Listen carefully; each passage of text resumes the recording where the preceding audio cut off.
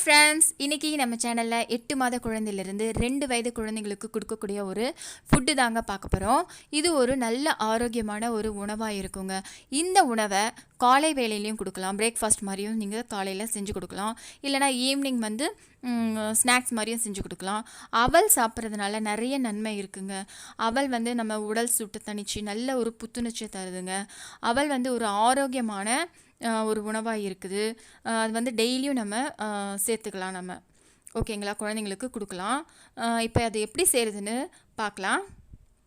நான் அதுக்கு வந்து 3 பாதாம் எடுத்திருக்கேன்.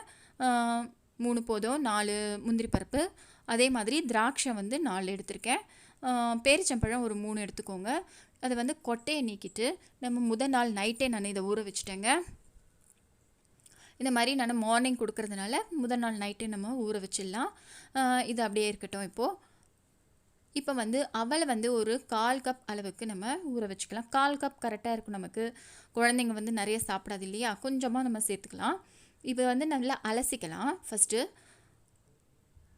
அவலை வந்து நல்லா 2-3 வாட்டி நல்லா அலசி எடுத்துக்கோங்க. நல்லா அலசினதுக்கப்புறமா நல்லா காய்ச்சி ஆற வச்ச தண்ணியில் இங்கே இந்த அவலை ஊற வச்சுக்கோங்க. ஏன்னா இதிலே நம்ம அரைக்கிறதுனால ஆறின தண்ணியை நம்ம யூஸ் பண்ணிக்கலாம். அதே மாதிரி பாதாம், முந்திரி, திராட்சை, பேரிச்சம்பழம் ஊற வச்சுருக்கோம் இல்லையா, அதையும் சேர்த்து நம்ம அரைச்சிக்கலாம்.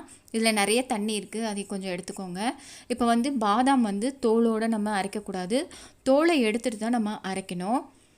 தோலோடு நம்ம கொடுத்தோம்னா செரிமானம் அவ்வளோவா ஆகாது. அதனால் தோலை நீக்கிட்டு நீங்கள் பாதாமை வந்து கொடுக்கலாம். இப்போ வந்து இந்த மாதிரி தோலை எடுத்தாச்சு. இப்போ அதை நைஸாக அரைச்சி எடுத்துக்கோங்க. இப்போ பாருங்கள், நைஸ் பேஸ்ட்டாக இந்த மாதிரி அரைச்சி எடுத்துக்கோங்க.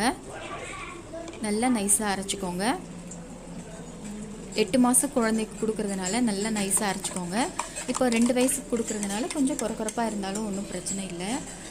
அவங்க வந்து கடித்து சாப்பிடுவாங்கல்ல. இப்போ வந்து நல்லா வேக வச்சுக்கலாம். இப்போ ஊற வச்ச தண்ணியிலேயே நான் கொஞ்சமாக இதை ஊற்றிக்கிறேன். சுடு தண்ணியே நம்ம சேர்த்துக்கலாம், அப்போ தான் சளி பிடிக்காது. இப்போ இதை வேக வச்சுக்கலாம். 2லிருந்து 3 நிமிஷத்துக்குள்ளே வெந்துடும். இதில் வந்து நம்ம பாதாம், முந்திரி, திராட்சை, பேரிச்சம்பழம் எல்லாம் சேர்த்துருக்கோம். பேரிச்சம்பழத்தில் இரும்பு சத்து, கால்சியம் சத்து இருக்குங்க. அதே மாதிரி நிறைய நல்ல ஒரு எலும்புக்கு வலுவூட்டுவதாக இருக்குது. பாதாமும் அதே மாதிரி தான், ஊற வச்சு சாப்பிட்டோம்னா நிறைய நன்மை இருக்குது அப்படின்னு சொல்லுவாங்க. பாதாமில் வந்து அமினோ அமிலம் அப்படிங்கிற ஒரு அமிலம் இருக்கிறதுனால அது வந்து மூளைக்கு வந்து நல்ல ஒரு செயல்திறனாக இருக்கும் அப்படின்னு சொல்கிறாங்க. மைண்ட் வந்து ஷார்ப் மைண்டாக இருக்கிறதுக்கு உதவுது. அதனால் நரம்பு மண்டலத்துக்கு கூட நல்ல ஒரு பாதுகாப்பாக இருக்குது. அதனால் நம்ம ஊற வச்சு கொடுக்கறதுனால நல்ல ஒரு பெனிஃபிட்டாக இருக்குங்க. திராட்சையில் வந்து நல்ல ஒரு ஃபைபர் இருக்குது, விட்டமின் அண்ட் மினரல்ஸ் எல்லாமே இருக்குது, எனர்ஜி இருக்குது. ஸோ நீங்கள் வந்து இதை ஊற வச்சு நம்ம கொடுக்கறதுனால குழந்தைக்கு நல்ல ஒரு ஆரோக்கியமான சத்தாக இருக்கும். நல்லா வெந்துருச்சு. இப்போ வந்து இதில் வேணால் பால் வேணால் சேர்த்துக்கோங்க. பாலை சேர்த்துட்டு நல்லா ஆறுனதுக்கப்புறம் குழந்தைங்களுக்கு கொடுக்கலாம்.